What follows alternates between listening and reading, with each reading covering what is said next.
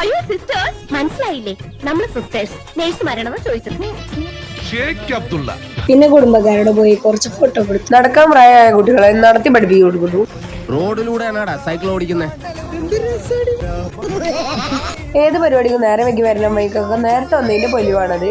എന്നെ നോക്കൂ പെണ്ണെ, ഞാൻ സുന്ദരനല്ലേ, ഞാൻ സുന്ദരനല്ലേ.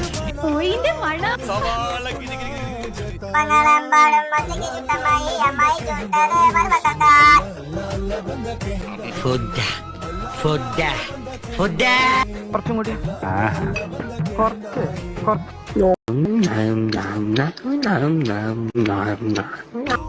ദീപം കിട്ടിയ കൊല്ലിഞ്ഞേ. എന്താ ഉണ്ടായേ? എന്തിനാ ആളുകൾ പടക്കം പൊട്ടിച്ചേ? ഇന്ന് വിഷു എന്തൊക്കെയായിരുന്നു, എല്ലാം ചുറ്റിപ്പോയി. തളരരുത് രാമൻകുട്ടി, തളരരുത്. ഇപ്പൊ നിങ്ങളുടെ ഹീറോ എന്ത് ചെയ്യുന്നു? Will he give up? മുറിവേറ്റ സിംഹത്തിന്റെ ശ്വാസം ഗർജനത്തെക്കാൾ ഭയങ്കരമായിരുന്നു. പിന്നെ അങ്ങോട്ട് അടിപൊളിയായിട്ട് പൊട്ടലും ചീറ്റലും മാത്രമേ ഉണ്ടായിരുന്നുള്ളൂ. ഈ രണ്ടാം പെരുന്നാൾ ഇത്ര അടിപൊളിയാവുന്നു ഞാൻ വിചാരിച്ചിട്ടില്ല. അത്രയും കളറായിരിക്കും. ഞാനിപ്പോൾ ചെല്ലുന്നത് ഒരു പഴയ ഫിലിം ക്യാമറയിൽ ചെന്ന് പതിയാൻ പോകുന്ന ഒരു ചിത്രത്തിലേക്കല്ല. കഴിഞ്ഞ ഒരുപാട് നാളുകളായി ഞാൻ കാണുന്ന എൻ്റെ സ്വപ്നത്തിലേക്കാണ്. എൻ്റെ കുടുംബം, എൻ്റെ സ്വപ്നം.